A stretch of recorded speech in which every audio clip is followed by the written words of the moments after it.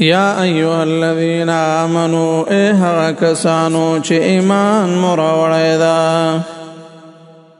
اذا تداینتم کله هم چې تاسو د قرض معامله کوئ او د بل سره بدین په قرض باندې الى اجل مسمى تر یو نیټې مقررې پورې فاکتبوه نو لیکئ هغې لره وليکتب او لیکل دې وکړي بینکم په منځ ستاسو کې کاتب بالعدل او لیکونکی په انصاف سره ولا یأبا او ندی کوي انکار کاتب لیکونکی ان یکتب د لیکلنا کما علمه الله لکه څنګه چې ښودنې کړې ده هغه ته الله فلیکتب نو لیکل دې وکړي وليملل الذي او بیان دې وکړي هغه کس علیه چې په هغه باندې الحق قرض وليتق الله او دې ویریږي د الله نه ربه چې رب دی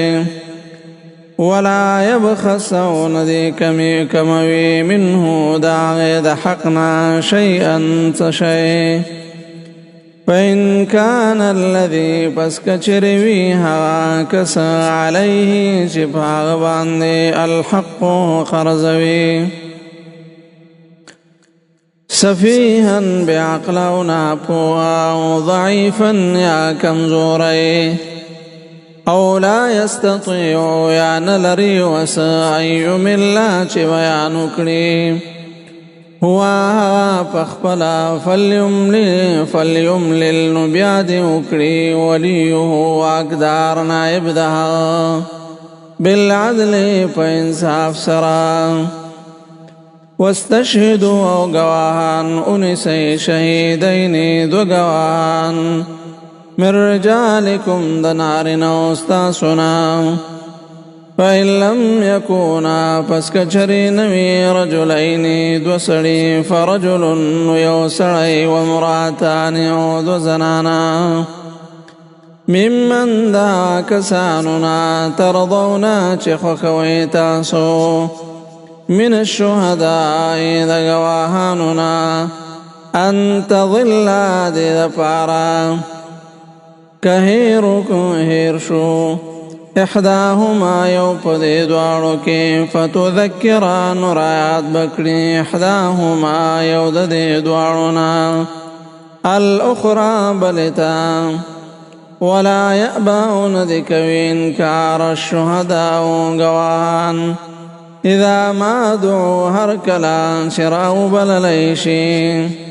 ولا تسأموا او مستړي کې تاسو ان دینا تکتبو چې ولیکئ تاسو دا معامله ورکړه صغیرا کا وړوي او کبیرا او یا لوی الى اجله تر نیټې خپلې پورې ذالکم ستاسو دا طریقې کار اقسطو ډېر لوی انصاف دی عند الله په نزد الله واقوم او یادونکی دا للشهادت دا پارا دا گواهی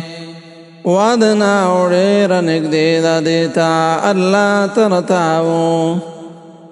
چې تاسو به شک ونه کړئ الا ان تکونه مګر دا چې وي دا معامله راکړه ورکړه تجارتا سوداګري ستاسو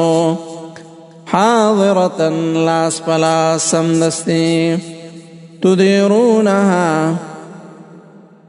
چې اخلی تاسو هغې لره بینکم په خپل مابین کې فلیس نو نشته علیکم په تاسو باندې جناح څه ګناه الله تکتبوها چې ونه لیکئ هغې لره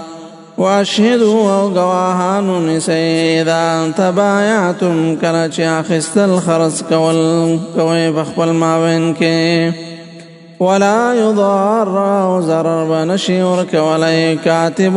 لکن کتاب ولا شهید او نگواهتا وإن تفعلوا او کچری اکرتا صداکار فإنه نوشکدا تکلیف رسو اللہ گواو کاتبتا فسوق بكم گنادا پتاسو باندے واتقوا الله ويرجد اللهنا ويعلمكم الله او پوها درکوی تاسو دا الله والله بكل شيء والله په هر څه باندې علیم خپوها